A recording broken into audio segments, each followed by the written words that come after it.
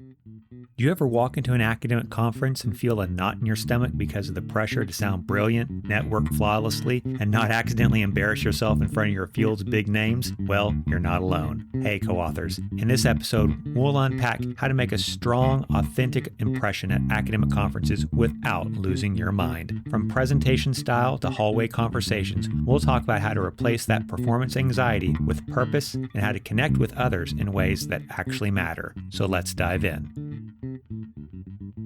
The very first conference that I ever went to, it was my sophomore year of my undergraduate. I'm a 19, 20-year-old young adult. And, you have this kind of sense, obviously, that your professors have lives outside of the classroom. Like they're living people, right?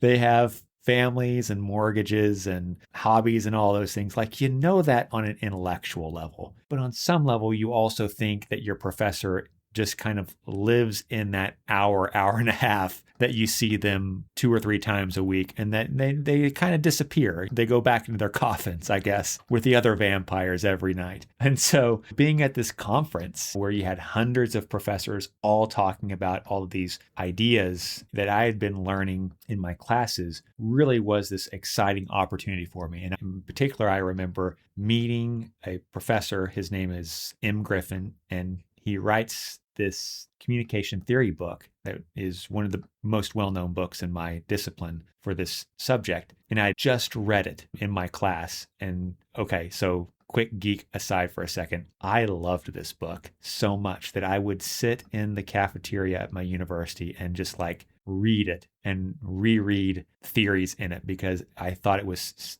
just so interesting. I thought that the stuff that was in this book was like God's knowledge written on his own chalkboard in the sky. Like I thought that I was seeing the very stuff of creation written in this book. And so I'm at this conference and lo and behold, who's there but M. Griffin in this panel. And I'm sitting next to my advisor and she's like, you should go introduce yourself to him. And I was like, oh no, I can't do that, man. He's a rock star. Who am I? I'm just some kid. I don't know anything. She's like, no, you really need to say hi to him. He would really appreciate that. I know him. He's a cool dude. And I'm like, I can't do that. She grabs me by the hand and pulls me up to the front of the room and makes me say hi to this guy. And for the rest of the conference, I low key stalk him because I want to have a conversation with him, but I can't bring up the courage to talk to him because this is the guy. This is the guy who made me want to study communication for the rest of my life. And so conferences can be these magical places where you get to meet really cool people, talk about awesome ideas, and really develop your sense of who you are within your discipline and in your scholarly community. But also, conferences are places where you are called to perform, where you're called to present and to act and comport yourself in certain ways. And if you're like me and you haven't been to a conference yet, you might not know some of these rules and norms that guide conferences. So that's what I want to talk about today. I want to talk about how to impress others whenever you're at an academic conference. So let's dive in. Are you interested in mastering scholarly writing, developing productivity, and increasing impact, all while staying healthy? Then welcome to the Publishing Academic Research Podcast. My name is Dr. Kyle Ruddick, and I'm a full professor and writing coach who's dedicated to making sure you break through whatever is stopping you from reaching your scholarly goals. I meet so many scholars who have creative, innovative, and daring ideas, but can never seem to get those projects from proposals to print. I want you to get your work in the hands of people who will read it and appreciate it. So let's get into this week's big idea. First off, before we even get into the specifics of what to do at conferences, I kind of want to take a step back and think about what the function of a conference is overall. So on one hand, conferences serve very beneficial functions in being places where scholars share their work with each other. And I say share work with each other and not for you to share your work with others, because you should be taking work from others and giving work to others. It is not just a place for you to give to others, because if it's just about you giving to others and you never take anything from the conference, you're doing conferences wrong, right? You're just there to peacock on others and to showcase how smart and great you are. And that's not going to serve you well. This is a place where you share with others. Second, you learn from others. And again, what's important about this is that you are attending panels, not just the ones that you are presenting on, that you are learning from others, you're taking notes, you're coming up with ideas, you're doing all the things to make sure that this time and the money that you're spending at this conference is about you growing professionally and growing into the type of scholar that you're going to be. And that goes into the third purpose, which is finding your intellectual community. Whenever you are a master's or doctoral student or even early career faculty, you might not have a whole lot of people who you can share ideas with, that you can work with. Maybe you're the only person in your department that does this certain thing. Maybe you're the only person who studies this in your cohort, whatever it might be. But at a conference, instead of it being a dozen or a couple dozen of people in your program, now you've got hundreds, maybe even thousands of people that you can share ideas with.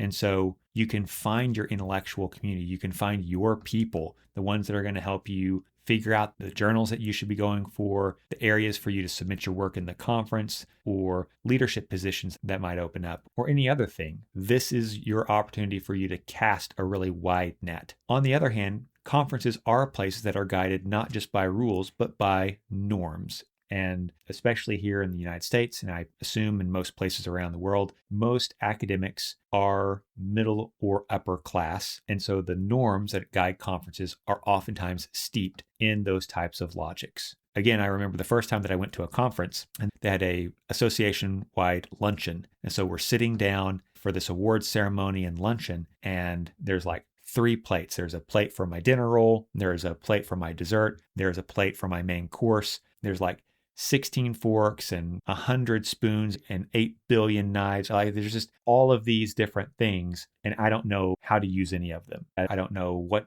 the difference between a soup spoon and a dessert spoon. I don't know any of these things, and so I feel incredibly out of place. As a rural kid who grew up in Oklahoma, this is not how I was raised. I didn't have any experience with these sorts of things. And so conferences are places that can feel very excluding and isolating because they're guided by these norms, and maybe you don't have a background that matches those norms. Because conferences are these places where you network and share and learn with other people, if you're not privy to those norms, you can quickly find yourself on the outs, that you don't get to share, you don't get to learn, you don't get to network. And so it's really important that we talk about what those norms are so that way you can be successful, not just in your conferences, but in your career trajectory overall. So to do that, I want to talk about 2 different goals that you're going to have at a conference. The first one is your task goal. And your task goal I want to focus on here is how to give a good conference presentation, because a lot of people don't know how to do that. They give presentations that undermine the importance of their research and the rigor of the things that they're trying to do, because they present in a way that turns people off from their ideas, usually out of boredom. The second thing is I want to talk about the social goals that you have. So how to navigate that social side of the conference so that way you don't feel like you're out of place, gauche, and unwanted in this space, because conferences should be places where everyone feels welcome and is able to develop their scholarly communities. Okay, so let's get into the first one, which is the task goal. So what I want to focus on in this task goal is presenting a paper or a poster presentation in a conference. There are 3 things that I think will really help you do a good job if you're presenting either of those 2 things. First off, and I cannot stress this enough, do not read your paper or read off of your poster. Do not read. You are talking to an audience who is perfectly capable of reading. They do not need you to read to them like it's a bedtime story. Although, much like with a bedtime story, you reading your paper to them will make them go to sleep. You should not read to them. You should have your presentation memorized to the point to where you can give your presentation without having to read it or read off of your poster board or read off your PowerPoint slides or anything else. What you are trying to inhabit in memorizing your work well enough for you to be able to present is to inhabit a place where you are able to give this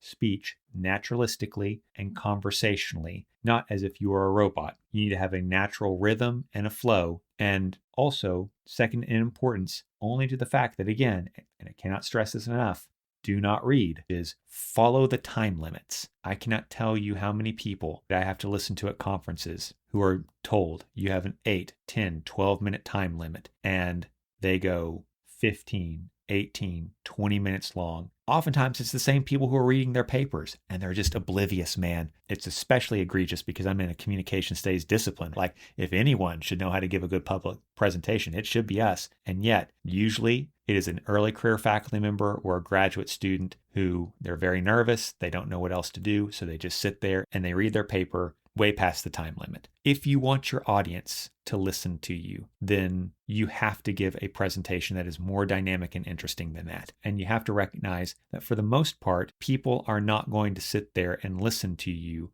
drone on for 20 minutes on a single topic. Whenever I talk to graduate students and the clients that I work with, I tell them, I don't care what the time limit is, whether it's 8, 10, or 12 minutes. You should not go above 8 minutes, because 8 minutes is on the upper end of a threshold of someone being able to understand through primarily auditory means all of the information that you're trying to convey. If you're talking for 20 minutes, they're going to remember about 8 minutes worth of presentation. So why give them more than 8 minutes of presentation? There's no sense in it. So that's the first thing, right? Making sure that you are memorized, that you are rehearsed, that you are in command of your topic, and that you know that you can hit that 8-minute or under time mark in a dynamic presentation where you are not reading. The second thing that I would say is whenever you're giving your presentation, I tell people to use a 10-20-70 rule. And what I mean by that is 10% of your time should be spent on introduction and literature review. You should tell people just enough of those things to give them a sense of framing of what it is that you are talking about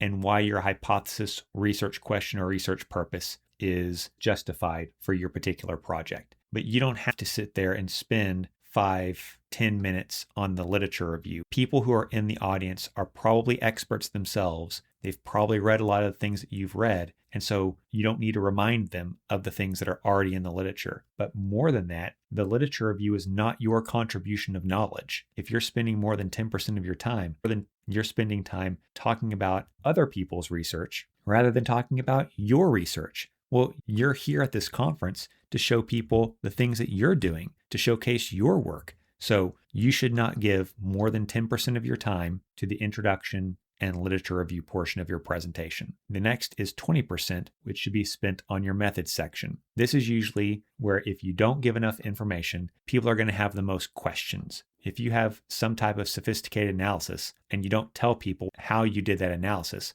then the first question that they're going to have is, how did you do the analysis? It doesn't matter what you say your findings are. If you can't convince them that the method that you engaged in was rigorously done, then none of that matters. So 20% of your time needs to be spent on the method section. 70% of your time should be spent then on the findings and discussion of your paper, because that's the knowledge that you generated. That is the new knowledge that no one else in the room knows except for you. That's the thing that you're contributing, and that is now associated with you as a scholar. You want to showcase that to other people because that's the interesting thing. That's the reason that they came here. They didn't come here to hear about other people's research. They didn't come here necessarily to listen to a whole bunch of methods work. Instead, they came here to know, what are the answers to this research topic that I didn't know before I walked into this room? That's why you focus your time on the findings and discussion. Finally, I would say that whether you're giving a presentation over a paper or you're giving a poster presentation or whatever it is, make sure that you have simple,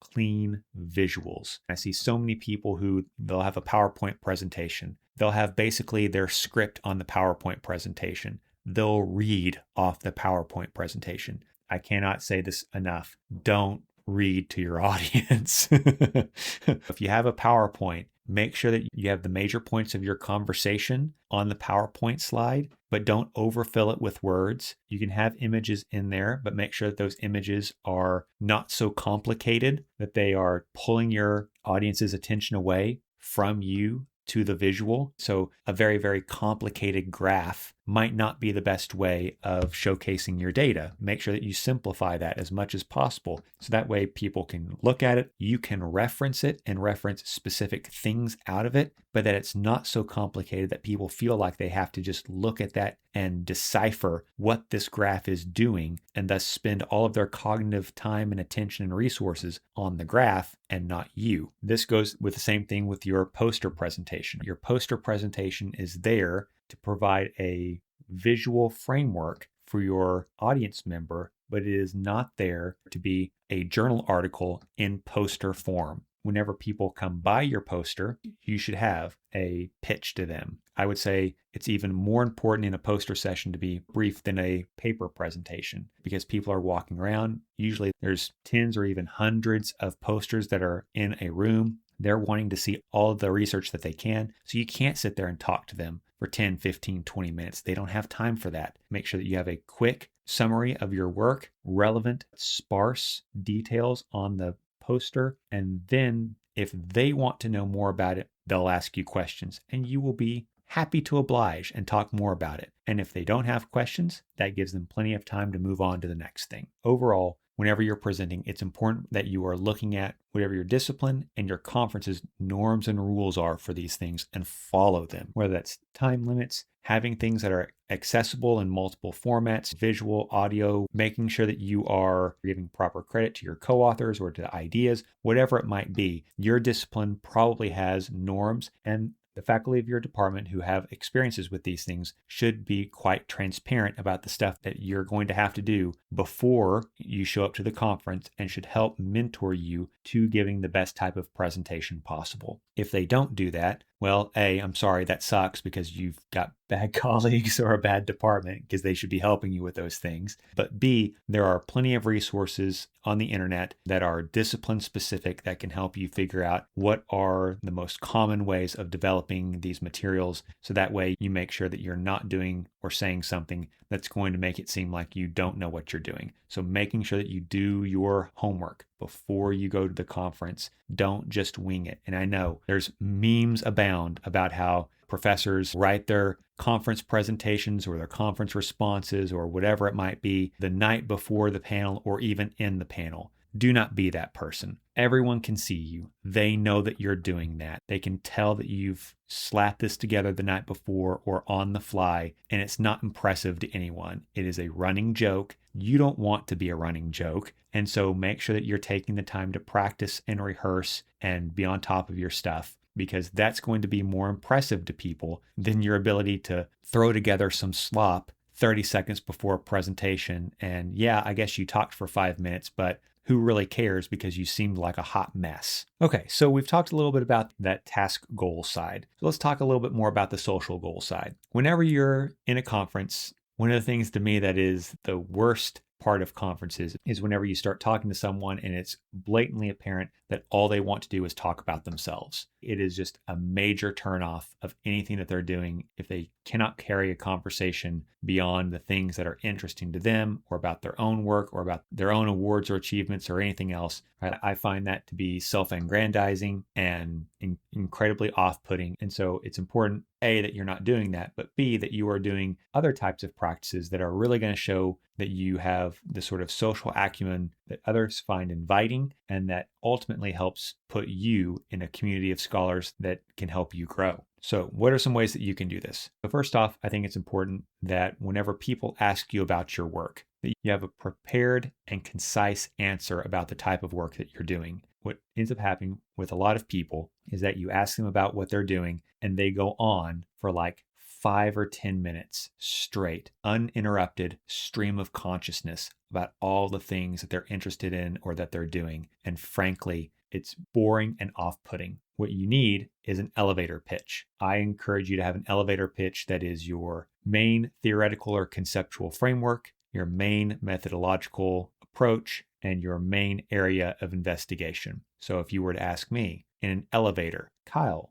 what is it that you do? I would say I do primarily qualitative social science research about socialization in organizations utilizing the work of Pierre Bourdieu. And if someone goes, oh, that's really interesting. I've heard of that Bourdieu guy. Here's some things that I thought about him. Then I could go, oh yeah, I think he's a cool dude too. Here's some things that I think about him. And then we can have a conversation about it. But if they nod their head sagely, oh yeah, okay, and then don't really respond with any sort of curiosity after that, then I know they're not interested in the things that I do, and I didn't really waste their time. If I wanted to really spice it up a notch, I might say, but what are you interested in? And then they could tell me. And then if I was interested in it, I would go, oh, that's interesting. Here's what I think about that. And if I wasn't, I'd nod sagely and go, oh, yes, that sounds very cool. And then I wouldn't inquire further because I don't want to know more. And again, then we haven't wasted each other's time more than about 10 or 15 seconds about what it is that each other do. But whenever you ask someone and they drone on for 5 or 10 minutes about all the things that they're talking about, it makes you seem scatterbrained and uninteresting.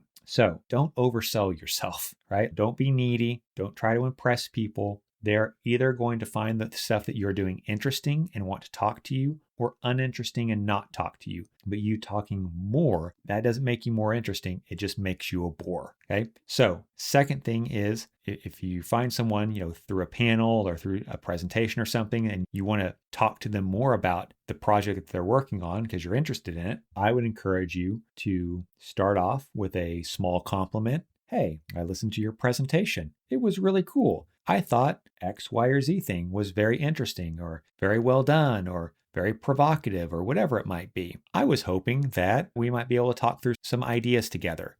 And if they say yes, great. You can talk about ideas. Maybe it even leads to a collaboration. Very cool. Or maybe you talk to them a while and you're like, oh, actually, I don't really think that I like this other person that much after all. Maybe good ideas, but maybe not my people. Okay, no static, haven't wasted a whole bunch of time, and you haven't made a fool of yourself. You can go on and you've had a nice interaction with someone, and the next time you see them at a conference, you don't have to duck in the bathroom and avoid them, but you also don't have to work on a project with them. What you definitely do not want to do is pick fights with people. I feel like I shouldn't have to say this, but there's a lot of conferences where they'll make a presentation and then they raise their hand and then their first statement out of their mouth is the stereotypical, well, I don't have a question so much as a comment. And then they proceed to hold court about how this person's research is wrong. That person then feels like they have to respond. And it devolves into academic sniping. Don't be this person. You do not create a good reputation for yourself by being a jerk at conferences. And you certainly aren't doing the things that long term are going to help you find your scholarly community and help you grow in this conference and with other scholars attached to the types of ideas that you are interested in.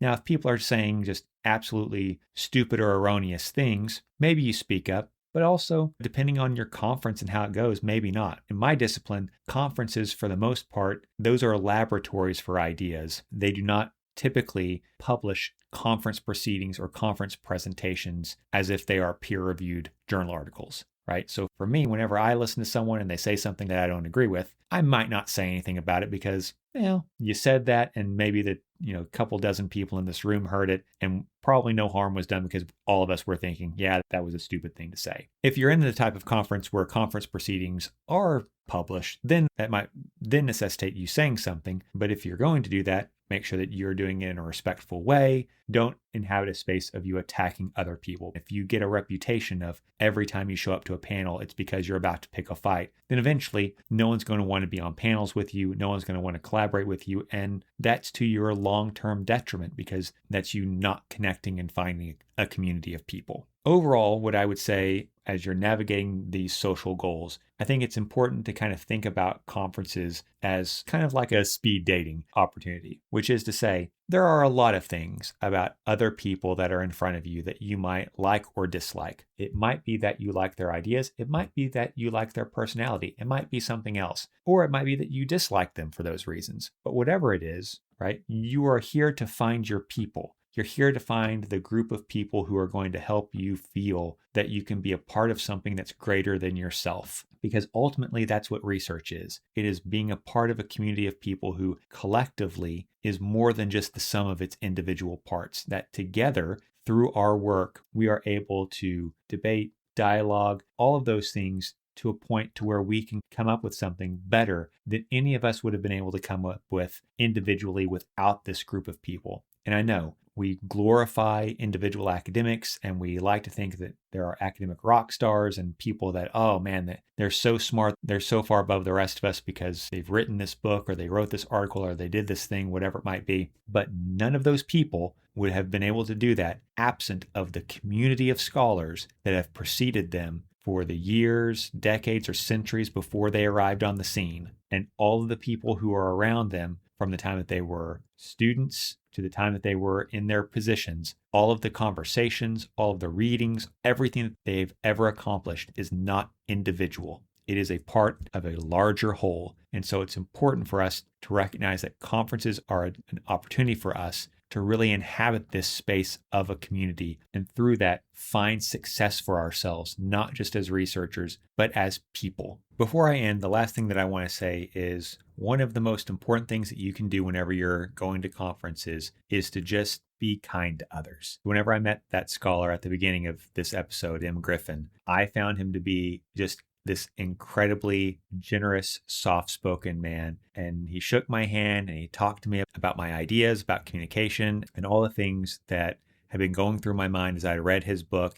Here was a guy who was very well respected, very well known, spending his time with some 20-year-old kid from rural Oklahoma who didn't know anything about anything, and really helping him fall in love with the discipline in the same way that he had whenever he was a younger person. And it was because of that interaction and because of the work that he had done that I am now a professor. And I will say that happened whenever I was about 20 years old, whenever I obtained my tenure track position, whenever I was 30 years old. I went back to that conference, and lo and behold, there was M. Griffin, and I got to talk to him and tell him how much his work meant to me. And now I was a tenure track professor in this discipline because of his work and the kindness that he showed me. I think conferences should be places filled with those types of stories. Yes, they are places for you to get your work out, test your ideas, and show your scholarship and all those things. But they are also places where your actions can have a huge difference in the lives of other people who are at that conference.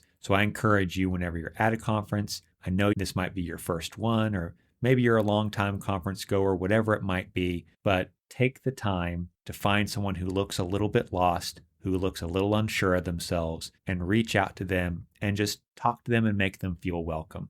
Because that might be a person who, instead of feeling like they went to this thing and they felt out of place and unwelcome, instead they felt like this could be the community of people they've been searching for their entire life, and they might just end up being your colleague one day. So that's going to wrap it up for me, folks. As always, I'm interested in the things that you're up to. So if you have advice that you give to others about going to conferences, feel free to reach out to me and let me know, so that way I can share that with my own clients or with my own students. And the next time I talk about something like this, I'd be happy to give you a shout out on the podcast. Also, as you practice your conferences, if you want some feedback about your presentation or about your poster or whatever it might be, please reach out to me. I have opportunities available for one-off appointments. I very regularly work with graduate students and clients, helping them prepare for their conferences so that way they can ace them. And it's one of the great joys of my life whenever those people come back to me and tell me how confident they felt in the presentation, how they were able to make good connections through their work, and how that conference experience was so positive for them because they felt like they were really in control of things. So thank you again for listening, and I will see you in next week's episode.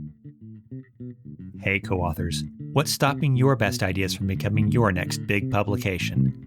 Brilliant research shouldn't die in your drafts folder. Now's the time to bridge the gap between the possible and the published. You can support this podcast by subscribing to it, leaving a positive review, assigning it to your classes, or sharing it with a colleague. Let me know what I can do to make this the best podcast resource for you. And if you'd like to know more about my writing coach services, then you can find my information in the podcast description and set up an appointment. I'll be back next week with another episode. But until then, keep healthy, keep writing, and don't let reviewer 2 get you down.